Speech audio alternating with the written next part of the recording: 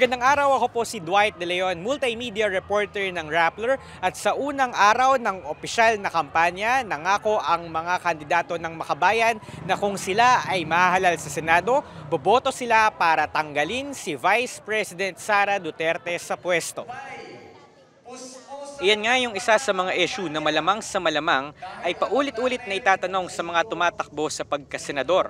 May posibilidad kasi na ang paglilitis ng impeachment court kay VP Sara ay magaganap pa sa 20th Congress, kung saan iba na ang bumubuo ng Senado.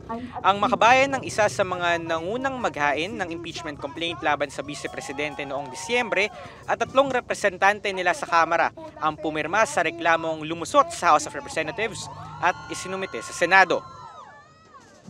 Asahan ng taong bayan na titindig pa rin ang Makabayan laban sa laban sa korupsyon at boboto para sa impeachment conviction ni Sara Duterte. Dapat managot ang pumuha, nagwaldas ng pera mula sa taong bayan. 11 ang kandidato ng Makabayan sa pagkasenador at kung lahat sila ay mananalo, tatagilid ang tsansang maabsuelto si VP Sara sa mga kasong inihain laban sa kanya. Partikular na ang kanyang bantang ipapatay ang Pangulo, ang kanyang maanumalya umanong paglustay ng confidential funds at umano'y pagiging bahagi niya sa Davao Death Squad. Pero suntok sa buwan na lahat ng Makabayan ay mananalo sa Senado. Katunayan, tila gabundok na hamon kung kahit isa man lang sa kanila ay makakalusot. Kung titingnan kasi ang survey ng Pulse Asia, wala sa kanila ang nasa Magic 12.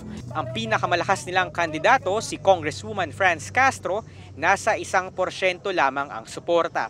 Pero hindi sila natitinag. Hindi po tayo titigil, kasi meron namang 90 days. So araw-araw po natin gagawin na pataasin yung ating mga surveys.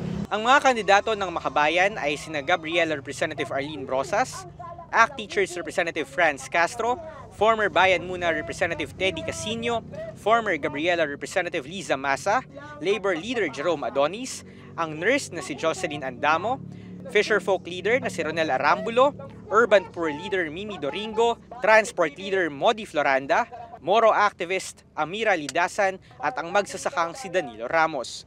Matapos ang send-off activity sa tabi ng City Hall sa Maynila, naghiwa-hiwalay ang mga kandidato ng Makabayan para mag-house-to-house campaign.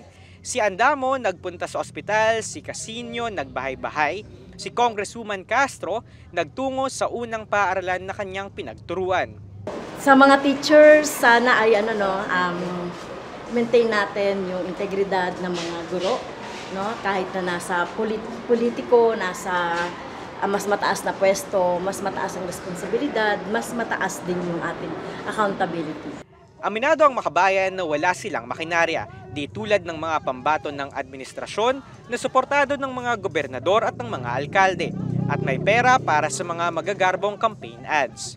Pero ibahin nyo raw sila. Kung ang mga traditional na politiko at mga dynasty ay aasa sa entertainment at pag-aaliw sa mga botante, ang Makabayan ay nangangakong tatalakayin ang mga isyong pinakamatindi ang epekto sa ating mga kababayan. Mataas na presyo, mababang sahod, talamak na korupsyon, kawalan ng soberanya at tunay na demokrasya. Ang kampanya pong ito ay pagbibigay ng choice sa ating mamamayan na hindi sila kailangan mamili sa kadiliman at kasamaan, sa mga pro-Duterte at anti-Duterte, na meron tayong alternatiba na hindi political dynasty.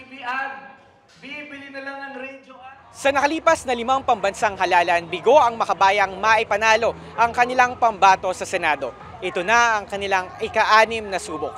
Isa na kaya sa kanilang 11 ang papalaring maging senador? Mula rito sa Quezon City, ako po si Dwight De Leon para sa Rappler.